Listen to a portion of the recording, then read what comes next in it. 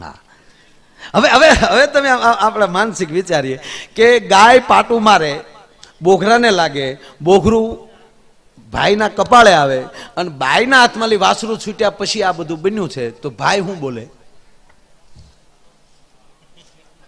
બાઈ ઉપર જે ખીજાણો કનૈયો નજરો નજર જોવ્યો, એવો કનૈયો, એ ઘડીક બેસી જાઓ, એવો કનૈયો ખીજાણો ભાઈ. ઓલો કનૈયો શું, કનૈયો જોતો હતો ને ઓલો કનૈયો જ કહેવાય ને.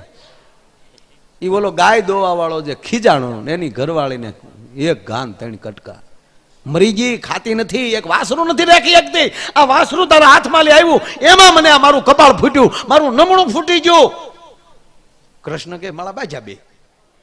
અને આવું તો કનૈયાને બહુ ગમતું, એટલે કૃષ્ણ તો આમ ઘડીક આમ સ્થિર થઈ ગયો અને બહુ ગાળ્યું બોલ્યો. એટલે બાઈ એટલું બોલી કે એ ગાળ્યું હું બોલો છો? વાસરું હામું જો માં, મારા હાથ હામું જો. એ હાથ હામું જોયું ને ત્યારે એ પુરુષને ખબર પડી, એના ધણીને, કે વાસરુનો કાન બાઈના હાથમાં હતો. એ કૃષ્ણ જોઈ ગયો. એના ધણીને હાથ આમું જોવાનું કીધું ને, ત્યાં કૃષ્ણ એ જોયું. તો વાસરુનો કાન હાથમાં તૂટી ગયો પણ મૂક્યો નહીં. કનૈયાને આલી નક્કી કરી લીધું કે વાહળી બધે વગાડાય, સૌરાષ્ટ્રમાં વગાડાય નહીં, નહીતર કાનનો હાથ બાઈના હાથમાં કાન રહી જાય. એ કાન તારી મોરલીએ જોને મોયને, એ કાન તારી મોરલીએ મોયને, નાસિક ત્રંબક મેલ્યા. બધું મૂકીને તારી વાહળી સાંભળવા બાપ તારા મંડપમાં આવી ગયા છે. એ હવાયા કરજે એના કામ મારા વાલા, તારી વાહળીમાં જેટલા ગાંડા બને છે ને, કે તારી મોરલીએ જોને મોયને રોતા બાળ મેલ્યા, એવા હોરવા હાથની રે માજમલાતની,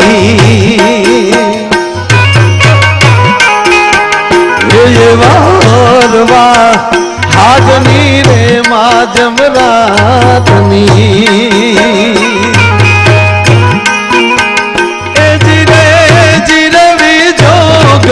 ક્યારે વાગી.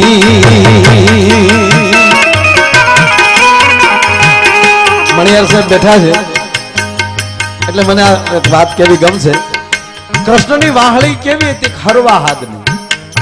સાહેબ આ હાર્મોનિયમ છે, આમાં જાણો છો બધા, આમાં 7 સપ્તક, એક એક સુરમાં એક એક રાગ, એવા 36 રાગ, એક એક રાગની અનેક રાગીણી. લતાજી જેવા અને પંડિત જસરાજજી જેવા એમ કહે છે કે હજી અમને આમાં હળ નથી હુજી, તો માયા એનું પાણી શું ન આવે? અરે છોડો, તાનસેન જગતનો સમ્રાટ સંગીતકાર, ઈ તાનસેન એમ કહેતો હોય, તાનસેન અને અકબર બેય નૌકા વિહારમાં નીકળ્યા, અને ઈ નૌકા વિહારમાં નીકળ્યા ત્યારે અકબરે થોડાક વખાણ કર્યા, ક્યા બાત હે તાનસેન, આપ તો બડે સંગીતકાર હે. અને તેથી દરિયાના પાણીમાં આંગળી બોલીને તાનસેને ટીપુ હથેળીમાં લઈને એટલું કીધું, જહાપના माफ कीजिए, ये सारा समंदर संगीत है, मेरे पास केवल एक बिंदु है. तानसेन आવું કહેતો હોય તો માયા એનું પાણી શું ન આવે? એટલે આમાં જે આપણે હળ હુતી નથી. અને જાહેરમાં વિડીયો થાય છે ને ચોખવટ કરું, મને હાર્મોનિયમ આવડતું નથી. રણજીતભાઈ ખરેખર આવો કનૈયા આવો, વાહ મારા વાલા સાહેબ. હું કહું છું કે હું હાર્મોનિયમ નો બહુ માણા નથી, પણ હાથ નો માણા છું. આ હરવો હાથ, હાથના બહુ જાજી ખટખટ નહીં સાહેબ, 3 જ પ્રકાર, હરવો, નરવો ને ગરવો. કોઈ હરવો ગાય, કોઈ નરવો ગાય, કોઈ ગરવો ગાય, કોઈ. તો હું હાથ નો માણા છું. અને કહેવાય ગયો મહાબાપ કે તમામ ગ્રંથો પૂરા થઈ જાય, 4 વેદ પૂરા થઈ જાય, 108 ઉપનિષદ પૂરા થઈ જાય, અને સ્તુતિના તમામ પ્રકાર પૂરા થઈ જાય ની નો આવે, અને હાથથી આવવું પડે. કારણ કે હાથમાંથી જ નાદ પ્રગટ થાય.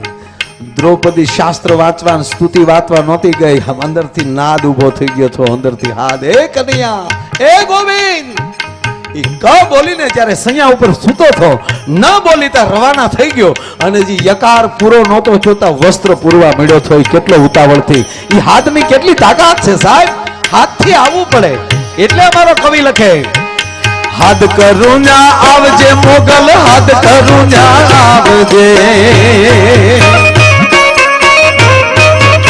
અમારે માંગલ દરેક કલાકારો અત્યારે કોઈ એવો ડાયરો બાકી ન હોય કે માં મોગલને યાદ ન કરતા હોય સાહેબ એ અમારું ભગુડા જેવી રીતે બે સ્થળ છે દુનિયાની ધરતી ઉપર કે જ્યાં તાળા નથી દેવાતા એક શનિદેવ શનિ સિંગડાપુર અને બીજું ભગુડા સોરના બાપની તેવડ નથી સાહેબ કે કોઈની ન્યાલી હળી લઈ શકાય અને એ જ મોગલમાંનો આવતી 18/5 માતાજીનો પાટ ઉત્સવ છે સાહેબ આ બધાને પધારવા એક ભગોડા ટ્રસ્ટી તરીકે આપ તમામને હું આમંત્રણ આપું છું ઈ મોગલ હાથ કરું ન્યા આવજે મોગલ હાથ કરું ન્યા આવજે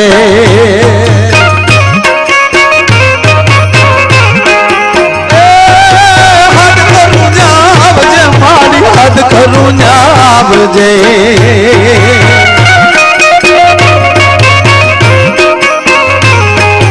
હાથ કરું ન્યા આવજે મારી હાથ કરું ન્યા આવજે એ સોરુ તારા વિનવે મોગલ હાથ કરું ન્યા આવજે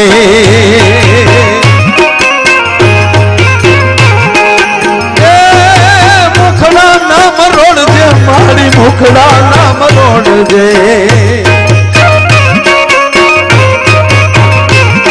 એ મુખડા નામ રોડજે મોગલ મુખડા નામ રોડજે એ સોરુ તારા વિનવે આયલ હાથ કરું ન્યા આવજે એ સોરુ તારા વિનવે મોગલ હાથ કરું ન્યા આવજે મોગલ છેડતા કાળો નાગ મોગલ દેવ એવી છે હે એને આંગળી નો સિંધાય કુડા સોગંદ નો ખવા હે એને આંગળી નો સિંધાય કુડા સોગંદ નો ખવા એ જ્યારે ખોળીએ આવે માત પરા કાળ દેવી છે એ મોગલ છેડતા કાળો નાગ મોગલ દેવ એવી છે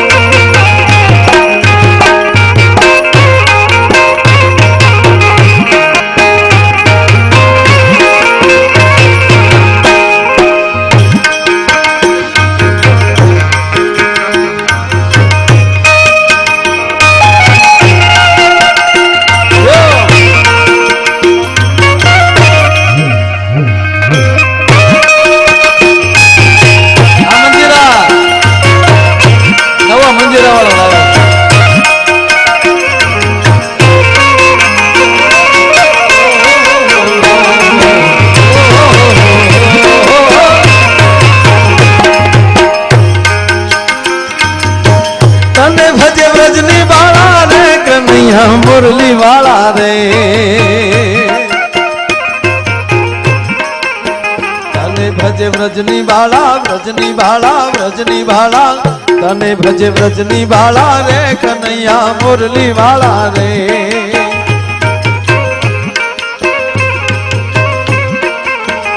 કાન તારી મોરલીએ જોને મોયને એ કાન તારી મોરલીએ મોયને માને મોહાળ મેલ્યા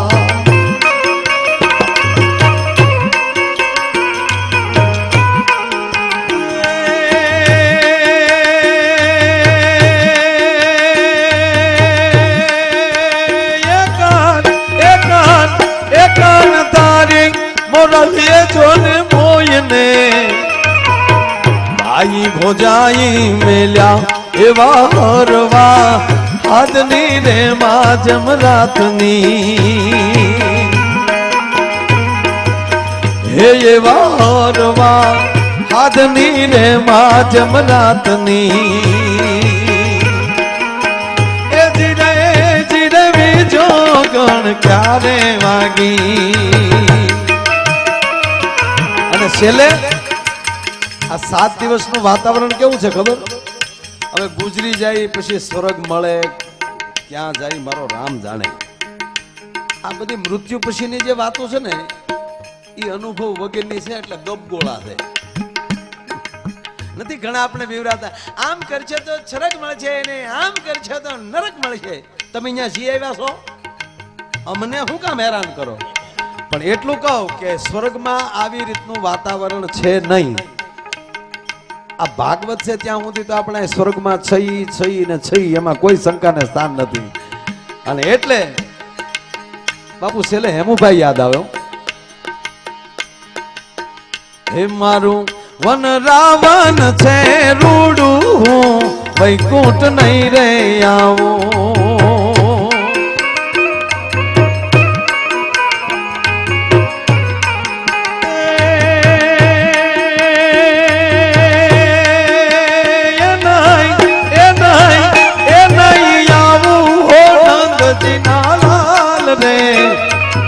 વૈકુંઠ નહીં રે આવું મારું સાળિયાપુર છે રૂડું વૈકુંઠ નહીં રે આવું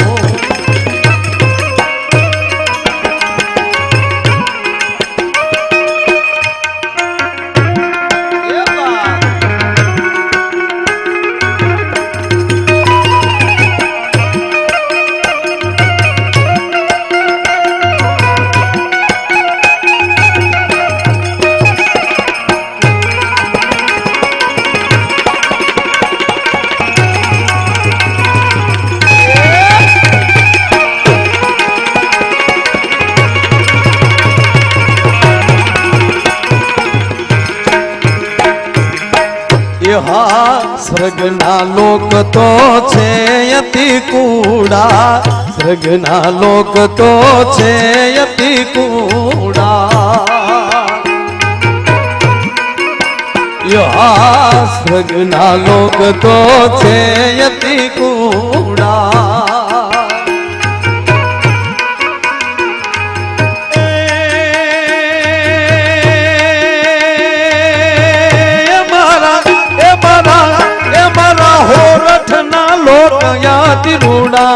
નંદજી ના લાલ રે વૈકુંઠ નહીં રે આવું મારું અન રાવણ છે રૂડું વૈકુંઠ નહીં રે આવું મારું વન રાવણ છે રૂડું વૈકુંઠ નહીં રે આવું મારું વન રાવણ છે રૂડું વૈકુંઠ નહીં રે આવું મારું વન રાવણ છે રૂડું વૈકુંઠ નહીં રે મારું વન રાવણ છે રૂડું વૈકુંઠ નહીં રે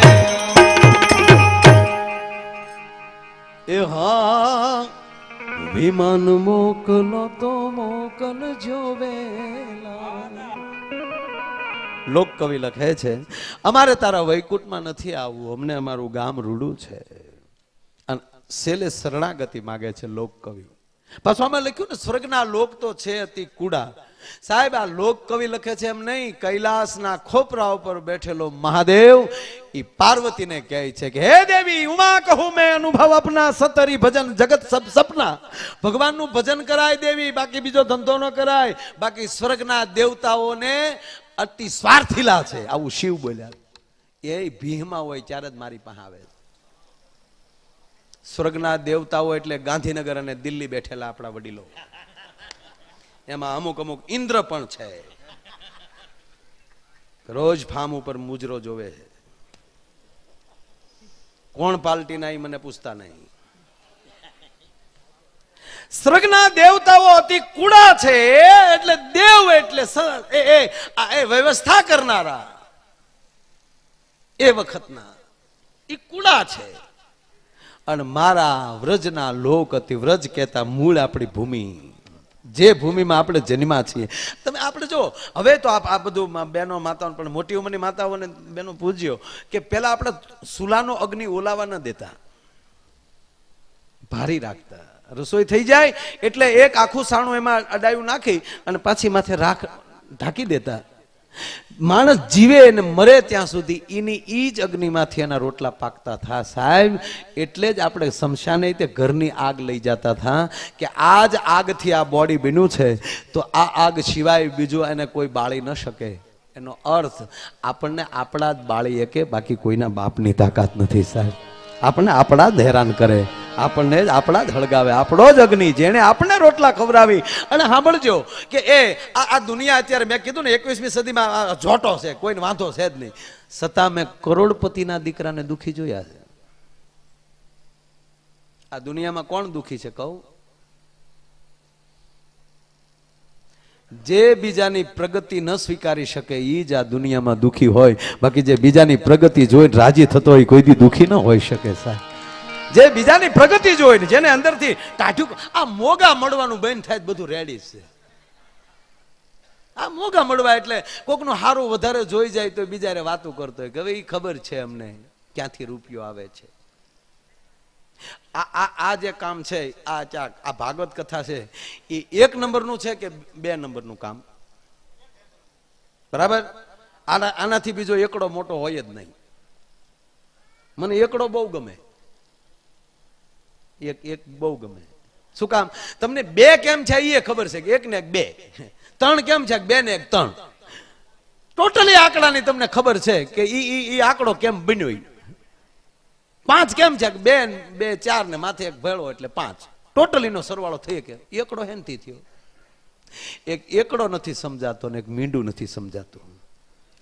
પણ સાહેબ જીરોમાં જે તાકાત છે એ કે મને તો આપણે એમ કે મીંડું છે પણ એ મીંડાને વિચારી આપણે ભલે જીરો હોય, મીંડું હોય, હાવ શૂન્ય હોય આપણે, પણ આપણે હારે કોક એકડો હોય ને તો સાહેબ એકડાની કિંમત વધે ને આપણી કિંમત વધે. જેની ભેળા રહ્યો એની ભેગા ભરોસો રાખજો. જેની ભેળા રહ્યો આ તમે કલ્પના કરો કે દૂધમાં પાણી ભળી જાય તો પાણીનું કેટલી કિંમત થઈ જાય? બિસ્લેરી ગણીએ તો 15નું લીટર ગણો ને, પણ જેવું દૂધમાં ભળી જાય એટલે સીધું 60નું લીટર. એ જીરાવ પાણી શૂન્ય છે, દૂધ અમૃત એટલે એકડો છે. માનું ધાવણ એકડો છે, ગાયનું દૂધ એકડો છે, એ માના હથેળીનો પરસેવો એકડો છે. આપણી માવુની હથેળીમાં જે પરસેવો વળે છે ને સાહેબ, એનાથી મોટું અમૃત ન હોય. એ મહળક્યું જાય છે ને રોટલો એટલે મીઠો લાગે. અને મારી માવું આમ રસોઈ કરતી વખતે, પાણી ભરતી વખતે ને ઉદરમાં સંતાન હોય એ પરિસ્થિતિમાં આ દેશની જગદંબા નબળો વિચાર ન કરે ને તો ફરીવાર રામ અને કૃષ્ણ ધરતીને મળે. એક રસોઈ કરતી વખતે ખોટા વિચાર કરવા જ નહીં. હા, કોઈ દી જો તાવ આવે મારા બાપ એ રસોઈ ખાધા પછી તો હું તમારો ગુલામ બની જાઉં, ગાવાનું બંધ કરી દઉં. આ દેશની માં રસોઈ કરતી, આ તમે આ સત્યનારાયણની કથા હોય ત્યારે શીરો બનાવો છો, મીઠો કેમ થાય? કારણ કે ત્યારે ખરાબ વિચાર નથી. બાજુના ઓરડામાં કીર્તન ગવાય છે, અહીંયા શેલો આટો બરોબર રવાનો હાલતો હોય તો એ કીર્તનના તાલમાં તવીથો હાલતો હોય. બાજુના ઓરડામાં ગવાતું હોય એ તો રસોડામાં બનાવતા હોય. ઉતાર આરતી શ્રી કૃષ્ણ ઘરે આવ્યા, આ તવીથો તાલમાં લે. માતા જશોદા કુંવર ખાન ઘરે આવ્યા, પાતાળ જઈને નાગના ચા નાગણિયું ને દર્શન દીધા, કંબળ ભારો લાવ્યા રે. કેવો શીરો થાય, એવો લીહો થાય. હથેળીમાં આવે તો જીભમાં મળે ગલગલિયા થવા. હથેળીમાં પ્રસાદ નમ પાર્વતી પતિ હર હર મહાદેવ, હર કીધું તો કોઠે પગી ગયો એવો લીહો.